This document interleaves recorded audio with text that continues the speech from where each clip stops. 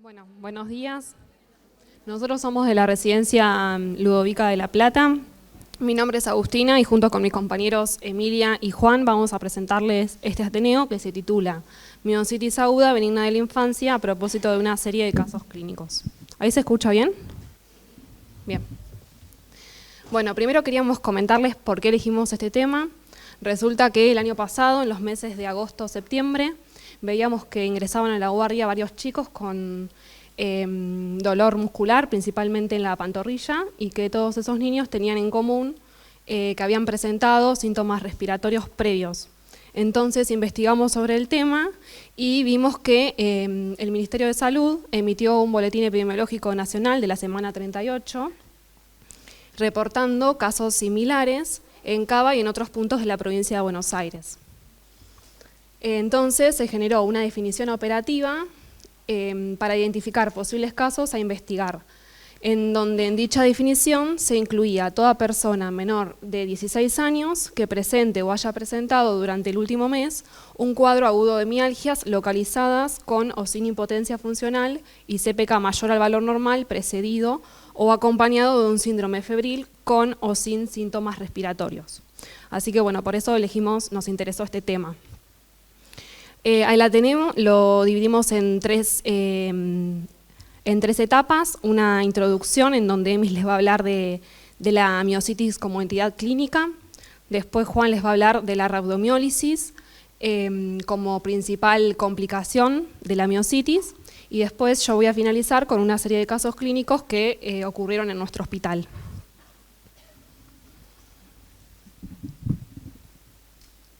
Hola. Bueno, para empezar entonces, como decía Agus, voy a hablarles una breve introducción de la enfermedad. Voy a definirla, voy a mencionarles las causas y su fisiopatología, cómo hay que arribar el diagnóstico y las patologías que hay que tener en cuenta para hacer un diagnóstico diferencial, y un poco sobre prevención y tratamiento, sobre los casos que cursan de forma benigna, porque en los casos en los que aparecen complicaciones los va a abordar Juan. Bueno, entonces para empezar voy a definir esta entidad, y antes de definirla quería comentarles un poco sobre la historia de la misma. La primera vez que se reportó fue en 1957, cuando un médico sueco que se apellida Lundberg estaba haciendo prácticas en un hospital pediátrico y vio que había varios niños con dificultades en la marcha y con dolores musculares, principalmente en la pierna y en la zona de la pantorrilla, y por eso lo definió como mialgia cruris epidémica, que en latín significa mialgia epidémica de la pierna. La Sociedad Argentina de Pediatría define esta entidad como una miositis aguda benigna de la infancia, y también la define como una miositis postviral, porque vamos a ver que es la principal causa, pero de las dos definiciones, la más aceptada es la primera, y por eso es la que elegimos para titular el ateneo y es la que vamos a abordar. Bueno, se trata de una miositis porque hay una inflamación de los músculos que se usan para mover el cuerpo, es decir, los músculos esqueléticos de movilidad voluntaria. Las miositis en general pueden tener distintos cursos de evolución, pueden ser agudas o crónicas. En este caso es un cuadro agudo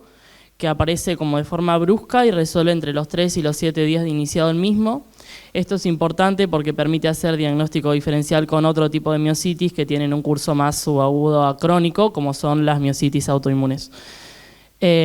Decimos que es una miositis benigna porque la mayor parte de los casos cursan, digamos, la enfermedad autolimita y cursan sin complicaciones,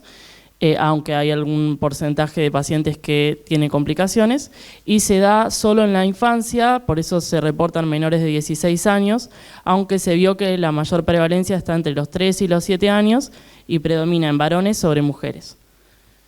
En cuanto a las causas de esta entidad, se dice que la causa es infecciosa, puede darse tanto por virus, bacterias, hongos o parásitos, pero prevalecen los virus sobre el resto de las etiologías. Estas son las etiologías más reportadas, y se vio que más del 90% de los casos se asocian al virus de influenza B porque tiene una glicoproteína en la membrana que tiene tropismo por células musculares. En cuanto a la fisiopatología, no está del todo dilucidada, pero hay dos teorías. La teoría directa, que dice que cualquiera sea el microorganismo causante, impacta directamente sobre el músculo y produce primero la inflamación y después la ruptura del mismo. Y es la teoría más aceptada porque en biopsias musculares de pacientes que lamentablemente fallecieron por esta entidad, se vio sobre todo virus influenza B en las biopsias de los mismos. Y la otra teoría es la indirecta, que habla sobre el daño producido por la respuesta inmune que se desencadena para combatir esa infección y que impacta sobre el músculo. Y a su vez, decimos que es una entidad que se da en pediatría y no en pacientes adultos, porque se vio que estos microorganismos tienen mayor tropismo por miocitos inmaduros frente a los miocitos maduros, y por eso no se da en pacientes adultos. Y a su vez se da principalmente en los músculos esqueléticos de la pierna, porque son los más ejercitados, porque son los que se usan para caminar, entonces como que tienen un estrés oxidativo de base y predispone más a estos cuadros. Bueno, en cuanto al diagnóstico, existen 3 aristas importantes para arribarlo, que son la clínica, el laboratorio y otros estudios complementarios. En cuanto a la clínica, es importante hacer una correcta anamnesis, preguntar sobre el tiempo de evolución, porque esto permite diferenciarlo, como decía, de otras entidades de evolución más subaguda crónica, preguntar sobre algún síndrome febril o algún cuadro respiratorio previo, preguntar si el dolor se da en ambos miembros o si es unilateral, porque si es unilateral puede ser causal de una trombosis o de una fractura. Por eso también hay que preguntar si recibió algún golpe los días previos. Bueno, nada, eso es como muy relevante al diagnóstico. Después los síntomas, lo que decíamos, generalmente cursan con un prodromo de infecciones, generalmente respiratorias, y después cuando culminan esas infecciones aparecen las mialgias, aunque a veces aparecen de forma concomitante las dos cosas. Y después otra cosa a evaluar es el estado neurológico. En este caso, fuerza, tono y reflejos tendinosos van a estar conservados, y esto también permite diferenciarlo de otras etiologías. También al ingreso estos pacientes tienen una marcha característica, que puede ser una marcha en puntas de pie o la marcha de Frankenstein, que sería con miembros inferiores rígidos y un aumento en la base de sustentación. Esto también es muy significativo de la patología. En cuanto al laboratorio, como dijimos, como afecta al músculo, va a haber un aumento de enzimas musculares, como la CPK, la TGO, la TGP, LDH y aldolasa, pero la CPK y la aldolasa son las más específicas. Como la aldolasa no se dosa en todos los laboratorios, es como la más relevante es la CPK a la hora del diagnóstico y del seguimiento. También al inicio se solicita proteína C reactiva y eritrosedimentación, que en este caso ambas van a dar normal en la mayor parte de los casos. La PCR porque la mayor parte de los pacientes cursan con la mialgia de forma posterior a la infección, entonces ya la resolvieron en ese momento. Y la eritrosedimentación porque la causa de esta etiología es infecciosa y no inflamatoria, entonces en este caso va a dar normal, pero si fuese una miositis inflamatoria va a dar alterada. El hemograma va a mostrar en la mayor parte de los casos leucopenia con linfocitosis y plaquetopenia, principalmente porque la infección asociada suele ser en general viral. La función renal y el análisis de orina no se solicitan al ingreso, pero frente a ciertas pautas de alarma que después vamos a mencionar, para evaluar complicaciones se lo suelen solicitar. Y después algo que es medio controvertido es la búsqueda del agente etiológico, porque lo que se vio es que muchas veces te dan no detectables por el hecho de que ya culminó el cuadro, y además en el caso donde se detecte el agente etiológico, el diagnóstico y el tratamiento no va a variar según la etiología, es como más vale a fines epidemiológicos. Bueno, más del 90% de los casos permiten diagnosticarse con la clínica y el laboratorio, pero hay un grupo de pacientes que tienen un diagnóstico inconcluso y para cerrar el diagnóstico hay que hacer otros estudios, como son radiografías, resonancia magnética, electromiografías y examen dermatológico. Estos estudios son más invasivos y muchas veces requieren que los pacientes deban ser internados para realizar los mismos, por eso se tratan de evitar en la mayor medida posible. Bueno, este es un cuadro que muestra las principales etiologías que hay que tener en cuenta para hacer un diagnóstico diferencial. Tenemos entre ellas el síndrome Guillain-Barré, que a diferencia de la miositis cursa con reflejos musculotendinosos anormales, es decir, va a haber una alteración neurológica, y a su vez la electromiografía va a estar también anormal, producto de lo mismo. Después enfermedades autoinmunes como artritis y dermatomiositis, que van a tener un inicio más subagudo a crónico, a diferencia de la miositis que era un inicio agudo. Trombosis, que dijimos que cursaba con un dolor que era asimétrico en uno de los miembros y no en ambos, como en el caso de la miositis, y al examen de la piel se puede ver edema y calor local, y bueno, las fracturas también que cursan con un dolor que es unilateral. Y como para resumir, la miositis aguda benigna de la infancia entonces va a cursar con reflejos musculotendinosos normales, un dolor que es simétrico, enzimas musculares, principalmente la CPK elevada, un inicio agudo, una electromiografía normal y un examen de la piel que puede ser de normal a edematoso de forma escasa, y hay una clara relación con la insuficiencia renal que después mencionaremos. En cuanto a las medidas preventivas, en realidad no hay ninguna medida para prevenir los cuadros de la miositis, sino más bien son para prevenir las infecciones. Por eso es importante evaluar el estado de vacunación, que tenga una vacunación completa, prevenir todas las infecciones respiratorias, por eso un adecuado lavado de manos y ventilación de ambientes. Y en cuanto al tratamiento, el tratamiento suele ser de sostén con planes de hidratación. Ya va a mencionar Juan después por qué es importante que esté bien hidratado el paciente. Se vio que cuando el panel virológico da positivo para virus influenza, al administrar el antiviral, que es el oseltamivir, se previenen las complicaciones de la enfermedad, entonces se vio que se puede administrar. Y cuando los pacientes, sobre todo los que tienen impotencia funcional, no recuperan la marcha pasada la semana de evolución del cuadro, se indica tratamiento rehabilitador kinesiológico. Bueno, la mayor parte de los pacientes van a cursar de forma ambulatoria y se van a ir a su casa con ciertas pautas de alarma, que son fiebre mayor a 38 grados, anuria, es decir, que no orinen, que la orina sea oscura o que empeore su debilidad muscular. Frente a la presencia de alguna de ellas, va a indicar que existe alguna complicación del cuadro de base y que por lo tanto tienen que volver al centro de salud en el que fueron atendidos para evaluar estas complicaciones.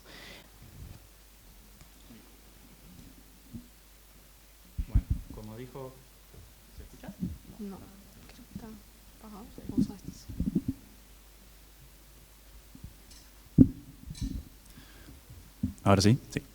Bueno, como dijo Emi, si bien la enfermedad es benigna en la mayoría de los casos, puede presentar una complicación grave que es la rabdomiólisis, y yo me voy a detener a hablar un poco de esto. Primero, para recordar que la rabdomiólisis es un síndrome clínico causado por el daño del tejido muscular esquelético y la consecuente liberación al torrente sanguíneo y el espacio intersticial de sus componentes intracelulares, sobre todo mioglobina, LDH, CPK y electrolitos.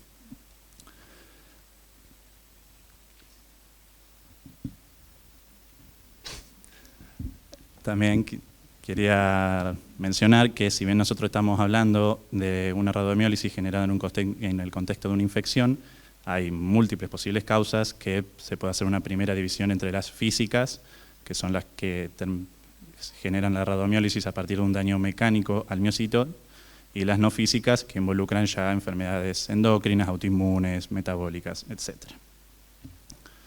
Bien, ahora sí, para hablar bien de la rabdomiólisis, de cómo es su fisiopatología, primero hay que recordar de que se mantiene un balance electrolítico gracias a las bombas dependientes de sodio y potasio, pero que cuando se presenta un déficit de ATP o una ruptura de la membrana, lo que va a ocurrir, se va a perder este balance electrolítico y va a empezar a haber una acumulación hacia el interior de la célula de sodio y de potasio, lo cual va a llevar a las consecuencias.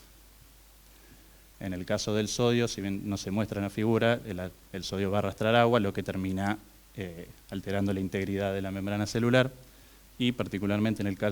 el caso del calcio, cuando ya los valores son muy sostenidos en el tiempo, va a tener varias complicaciones, entre las que están el aumento de la contractibilidad del miocito, lo que va a agravar todavía más la deficiencia del ATP. Cuando el calcio intramitocondrial se eleve, también va a llevar a una activación de las fosfolipasas y las proteasas calcio dependientes, que terminan también alterando la membrana celular, y también se van a producir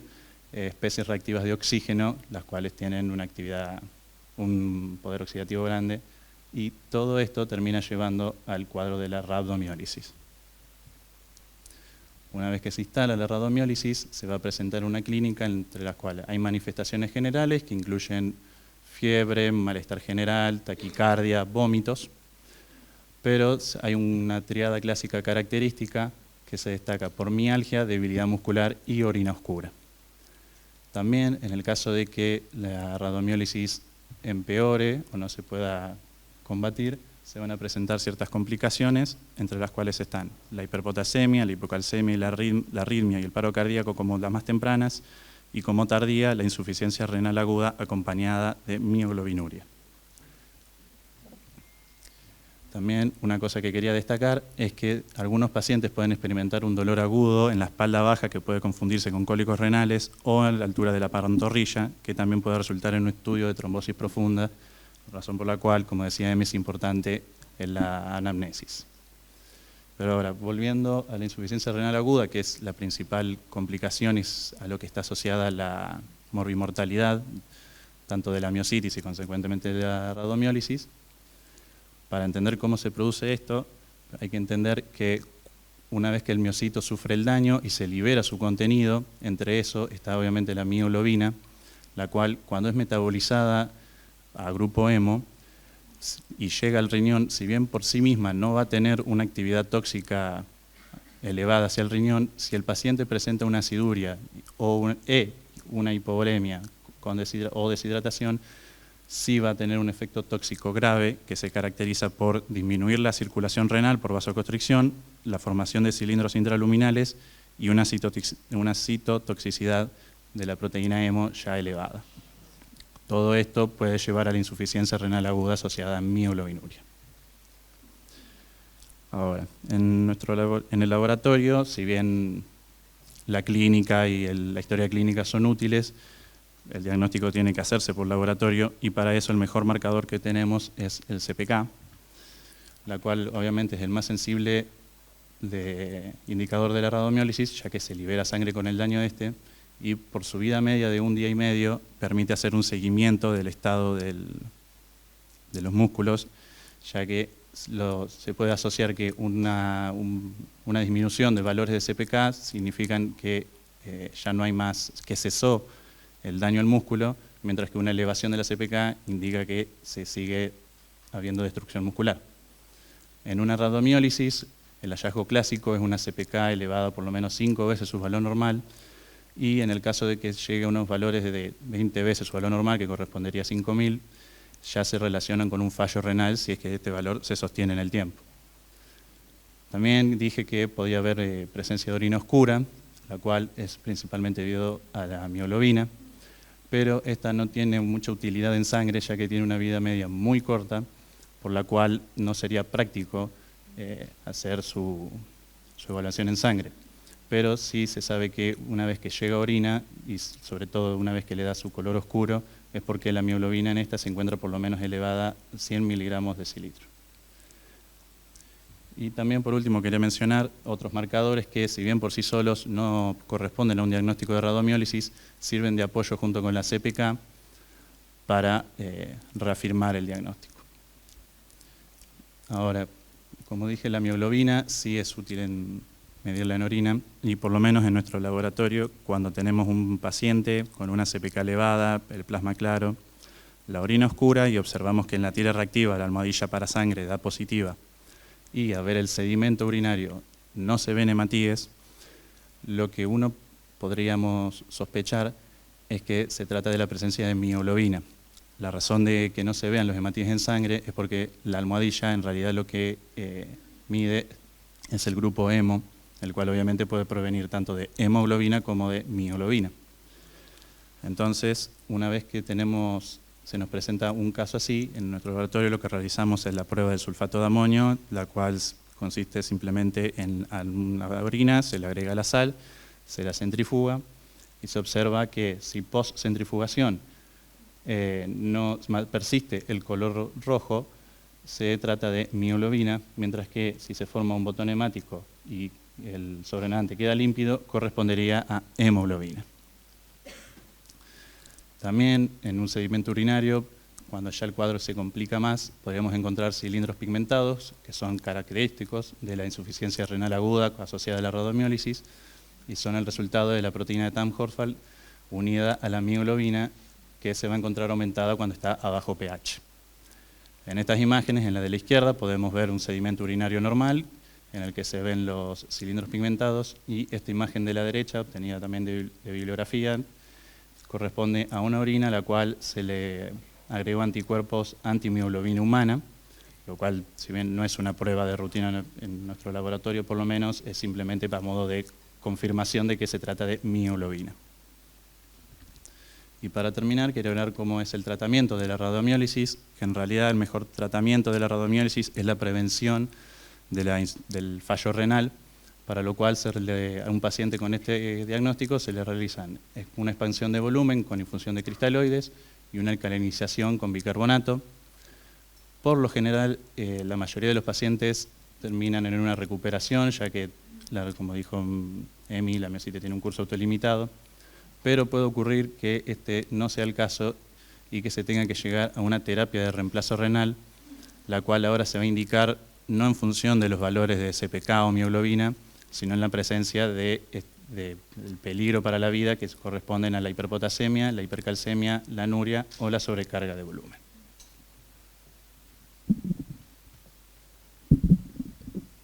Bueno, yo ahora le voy a comentar una serie de casos clínicos que ocurrieron en nuestro hospital. En el periodo de agosto-noviembre del año pasado, que fue inmediatamente después del pico de virus respiratorios que nosotros tuvimos en el hospital, en total hubo 17 casos, de los cuales 11 correspondían al sexo masculino y 6 al sexo femenino, representando casi un 65% de predominio por el sexo masculino, que es lo cual coincide con la bibliografía. Los pacientes comprendían edades entre 2 y 10 años, con una edad promedio de 6.4 años, y todos estos pacientes tenían en común un antecedente prodromo clínico de fiebre más síntomas respiratorios altos. Lo cual, si vemos el boletín que les mencioné al comienzo, la fiebre también fue el síntoma más frecuente, con una frecuencia de casi un 92%, seguido de la tos con un 33% en frecuencia. Al examen físico de ingreso, estos pacientes referían dolor muscular, principalmente mialgias en la zona de la pantorrilla. Solamente tuvimos 2 casos con dificultad en la marcha y de impotencia funcional. Las mialgias también fueron el síntoma al examen físico más frecuente reportado por el boletín, con casi un 92%, y la impotencia funcional fue reportada con un 25%. Bueno, a todos estos pacientes se les realizó hemograma, enzimas musculares, se les solicitó el CPK, transaminasas y también PCR. Del hemograma, los parámetros alterados que se vieron fueron leucopenia, con predominio de linfocitosis en su fórmula leucocitaria, y se observaron linfocitos activos y plaquetopenia. Todo esto producto de la respuesta inmune, en principio, a la infección viral. La CPK de ingreso promedio fue de 2.696 unidades internacionales por litro, o sea, estos pacientes ingresaron con una con CPKs muy elevadas. Las transaminasas fueron variables y la PCR fue en todos estos casos normal, lo cual coincide con la bibliografía.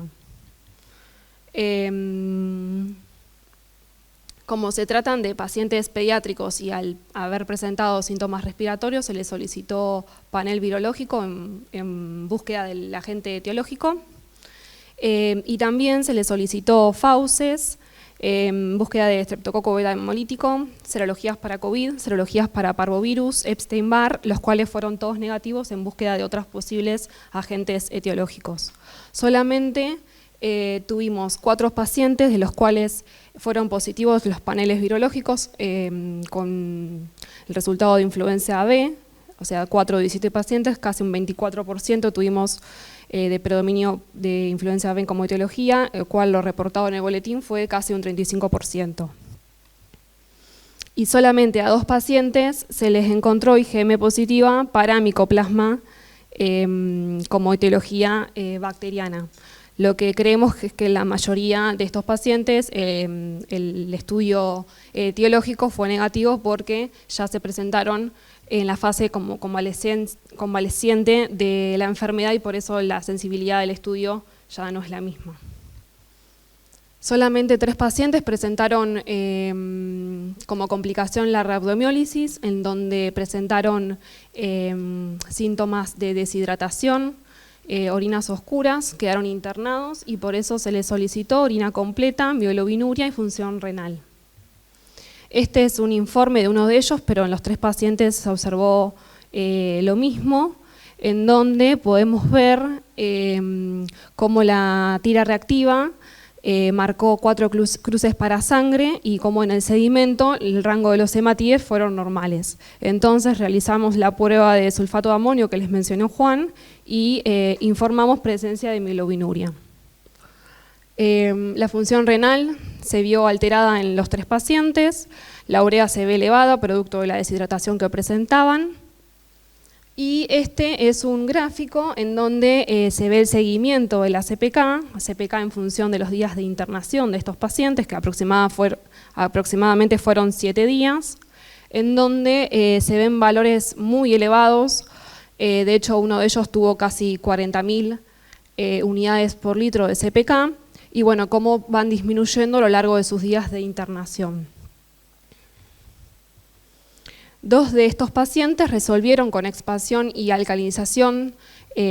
con bicarbonato y uno de ellos requirió terapia de reemplazo renal. El resto de los pacientes resolvieron sin complicaciones, de forma ambulatoria, con caídas progresivas de la CPK y rápida regresión de la sintomatología, con una duración de 5 a 7 días, con tratamiento de sostén de manejo sintomático y se fueron de alta con pautas de alarma. Entonces, a modo de conclusión, se trata de una enfermedad subdiagnosticada y es importante considerarla en niños con mialgias en época epidémica.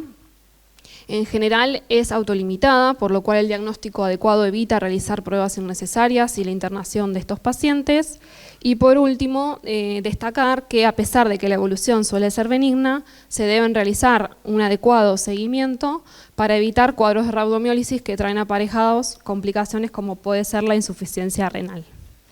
Esta es la bibliografía consultada y muchas gracias.